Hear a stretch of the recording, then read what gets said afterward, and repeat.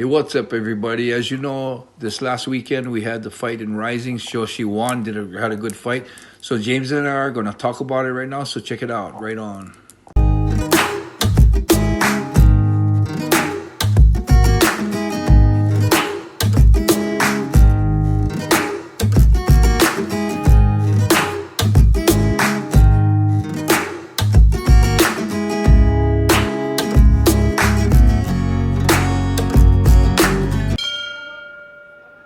What's up, everybody, and welcome back to the Yamatodamashii podcast. My name is James, and of course, we're joined by Enson.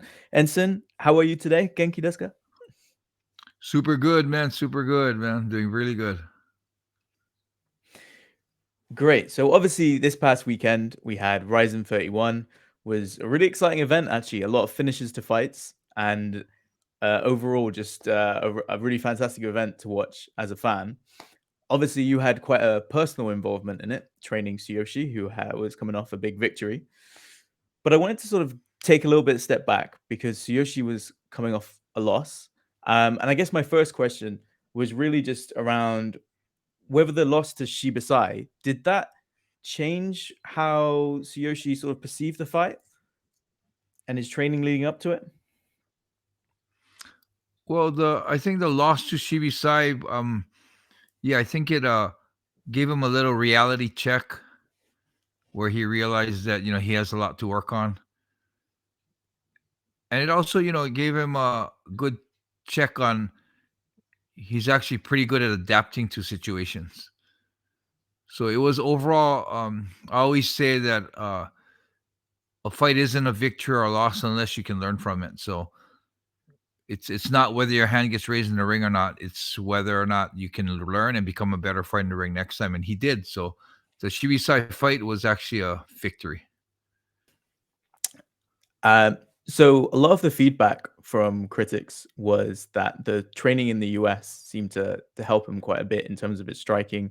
The diversity of training that you carry out with Tsuyoshi, do you feel that that's something that you're going to carry on with that approach? Do you think for Tsuyoshi's next fight he'll continue to sort of travel around?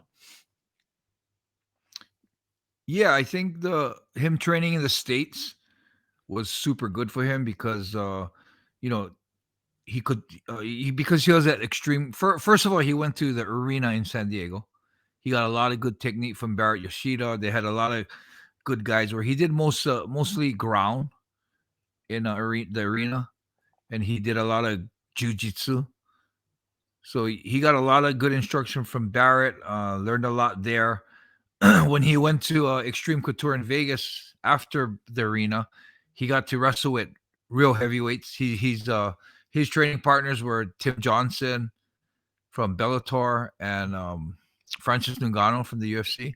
He Wow. also was mixed in also with the likes of Roy Nelson, Kevin Lee. So he had a whole bunch of guys at his weight class to train at Extreme Couture. So I think that really helped him, work with a big guy. Because up until then in Japan, I mean, I'm like the biggest guy, but I can't really get good rounds in because I'm so busted up and old.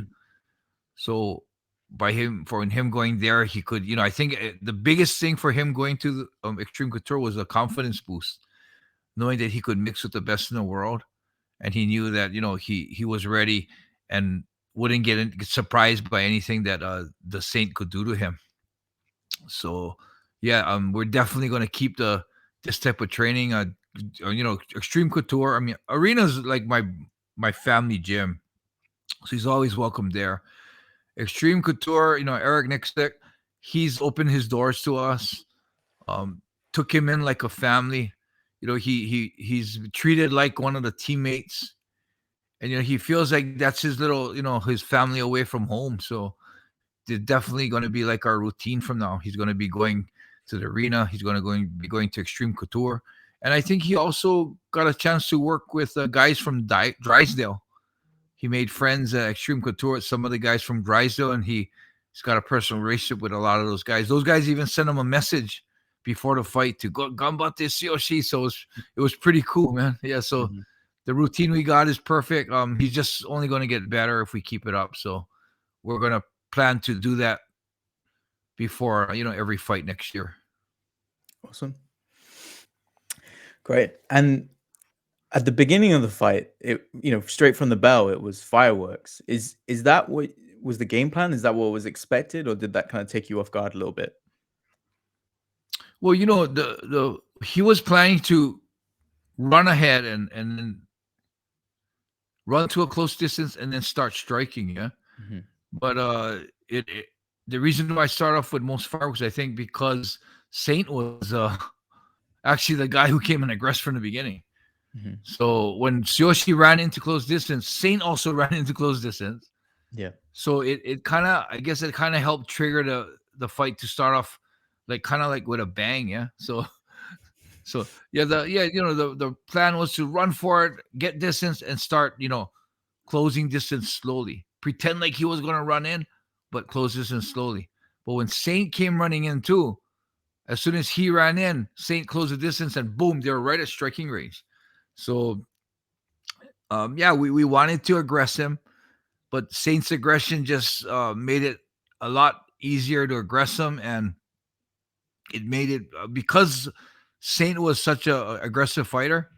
It made it like a crazy exciting fight. I always say that to get an exciting fight, you need a fighter that it has the balls enough to stand in there and trade with you. Hmm. And Saint definitely did that. So I think it was one of the most exciting fights of the whole event. Yeah, agree. No, it was a Okay. really great fight. One of the things that seemed quite obvious in the fight was that Tsuyoshi head movement seemed really good. His striking looked really crisp. Did Saint was obviously throwing some pretty wild punches. Did many land at all, or did he get off clean? Yeah, Saint was throwing some heavy punches, and I think I remember clearly he got a really nice jab in on Tsuyoshi, and I think he actually landed a nice right overhand right, and it was good because Shoshi not having any type of adversity at all would be less learning, but Saint was gave him enough aggression that he actually landed a nice jab, landed a couple punches, and a heavy overhand right. Hmm. So with that, Shoshi got hit with it, sucked it up good, kept coming forward. A lot of fighters, if they get hit, they get gun shy, and they start playing more defense, or it kind of turns off a little bit of their aggression. But man, he came forward, and there was one time in the middle of the fight where they both exchanged rights, and Saint's right hit his glove, and it made a crazy sound. I mean, it was an impact like, oh shit, this is heavyweights. It was like, whoa. Hmm. You could hear that pop on the glove when he hit Yoshi's glove, and it was like, whew. When I saw that, it kind of gave me that little wow. If something lands, this is like yeah, heavyweights. It can change the whole fight in one punch. So Yeah. that made it even a lot more intense. So yeah, it was Saint's movements was very awkward too. The way he bent at the waist and moved around. So he was a very hard target to hit. And I felt that it was a great learning for Tsuyoshi. I mean, he got a little wild because he got a little excited when he saw Saint wobble like that. But as soon as he started missing, he gained composure, Mm. and he aggressed him really smart and really controlled. So he was good. He kind of got excited a little bit, but kept it down and aggressed at a real good pace. I mean, that was our game plan. Once first contact was made, just keep aggressing, keep moving forward. So it was awesome, man. The whole fight wasn't like an easy fight. Mm. It did create a little adversity. There was a lot of danger in Saint's punches, so it allowed for him to you know learn a lot. It was a super good learning fight. And I always say, man, it doesn't matter if you win or lose. It's about learning in the fight. But Mhm. this time he was lucky because he got the win and he learned a lot. So it was an awesome night for us. Yeah. Yeah, and he's like you say, he looked so composed with his striking. That was really what hit me there. When he looked like he had quite a bit of success, and then maybe Saint would sort of throw back something back, but it didn't stumble him. He came back and he sort of, Hmm. like reset what he was doing. It was really impressive to see. Yeah, he did real good with that. Yeah. So after the fight, after Tsuyoshi got the KO, he looked really, really composed. And I always remember that one of the things that you say is that, you know, you can judge how a fighter felt leading up to the fight based on his sort of post-fight reaction. I'm curious, was the KO something you guys perhaps expected? Yeah, I mean, like I always say, you can tell how much worry or how much fear or concern or anxiety there was before the fight by looking at the reaction of the fighter after he wins. And as you can see, Shoshi was real calm, and he showed that he was real confident that he was going to win the fight. So you know, it was we expected a knockout. We expected it for him to knock him out. We just didn't know if it was going to be on the feet or if it was going to be on the ground and pound. So we did expect a knockout. So yeah, so after such a successful night, obviously I'm guessing you were super happy with the performance. Um, but also, how did you guys celebrate? I think I saw on social media you guys went out for some dinner and that sort of things. But how's everything been since the win actually happened? Well, yeah. Well, first of all, after the win, we were really happy because there was a little bit of anxiety because his last fight he lost, so we knew there was always a possibility. Uh, I, as a coach, felt really happy because he showed a lot of composure. Not only because he got the win, but he showed a lot of composure, and a lot of the combinations that we worked on, he actually was able to execute it. It was amazing because a lot of the even the punch he knocked him out with Mhm, when I was watching the videos on the Saint, we noticed that he did a lot of movement where he stood in one spot and he moved his head around. mhm, So when I saw that, I told Tsuyoshi, we went to Purebred Gym, and I told Tsuyoshi that if you catch him doing that, don't headhunt because he moves his head a lot. mhm, So we worked on that. We actually worked on that where the guy's moving his head, and Tsuyoshi will come in with a body and then a hook to the head. mhm. So that was a combination, we actually worked on at the gym. So to see him, he was doing it well at the gym when we were sparring. But to see him actually execute it in the fight as you know precise as he did, Mhm. that alone as a coach, it's a super good high.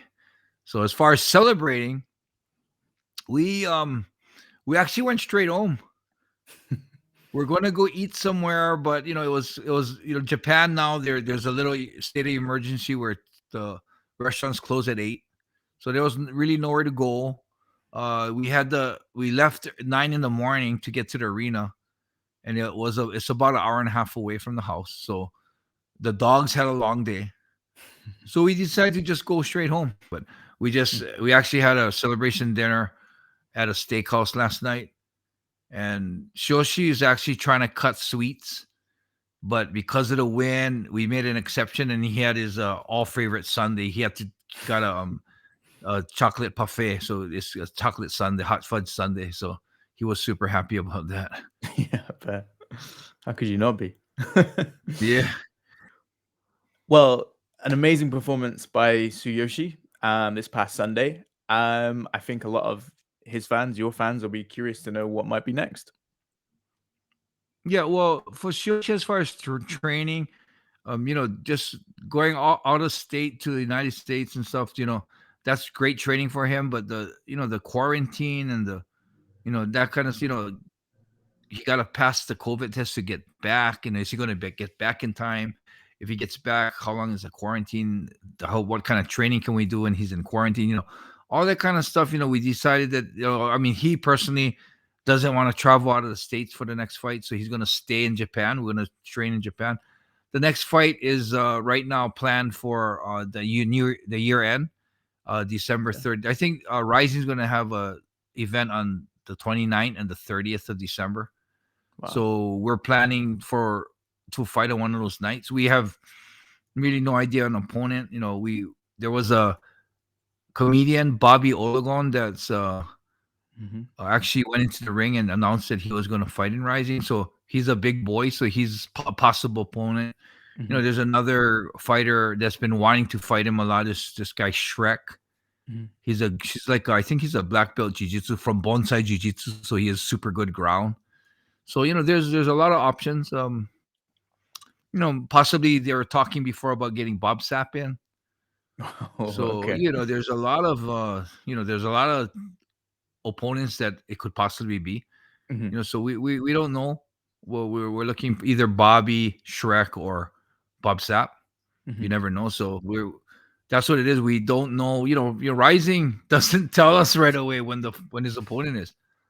Yeah. Like they had us thinking about 3 weeks out before the fight that they said they're gonna get Shrek, the jiu-jitsu guy. And so we were ready for Shrek, getting ready for Shrek, and all of a sudden, boom, they said Shrek has another commitment, so he's not going to be able to fight. So it's going to be a military guy. We're like, okay, had to adjust to that. So we don't know, man. It could be one of those three guys, or they could pull out someone else, So because Yeah, I yeah. never knew who the Saint was before his fight. As soon as we Mhm. got the opponent, I started watching videos. So Mm. we never know. We don't know, but we do plan on fighting on the end of December and the year end event. Mhm. Awesome, Enson. Well, thank you so much for the time. Any parting words before we wrap up this episode? Yeah, this whole the whole Rising event was a really exciting event. I was actually pretty worried about the event because when I looked at the card, it was like there was some names in it, but basically a lot of new names. Mhm. Not only in Japan martial arts, but actually in the world, a lot of people didn't know many fighters. So I was kind of worried about, oh man, it's going to be pretty boring up until Tsuyoshi's fight. Kanehara was a big name, so from Mhm. Kanehara, I thought, oh, maybe it's exciting, Mhm. and kind of worried about the whole card, But man, the level and the fights that it was super exciting. All the Yeah. fights were really exciting. Was really high level, and I overall felt that man, I thought it wasn't going to be a good card, but it turned out to be super good. So, Yeah. hats off to Rising, and I'm really looking forward to the next one. Okinawa, they have a next one in Okinawa. Yeah. They only Yeah. have Yeah. the main event between Miu and Reina, Yeah. and they don't have many other fights underneath it. And I was kind of like, oh shit, the main event's pretty interesting, but after that, it's like there's nothing that interesting. But after seeing the card that they had on this last Rising, Yeah. I'm almost pretty certain they're probably going to put a good card. So I'm pretty excited to watch the Okinawa event too soon. Yeah. Definitely for me, it was so cool seeing how the So featherweight parting division event. evolved. That was a lot of parting words, but hey, parting words is that Rising is putting good events, and whether or not there's a big names or not on the card, I'm pretty sure they're always going to have pretty exciting fights. Mhm. Mhm. Awesome. Well, I wish you a great time in Hawaii, and we will speak to everyone again shortly.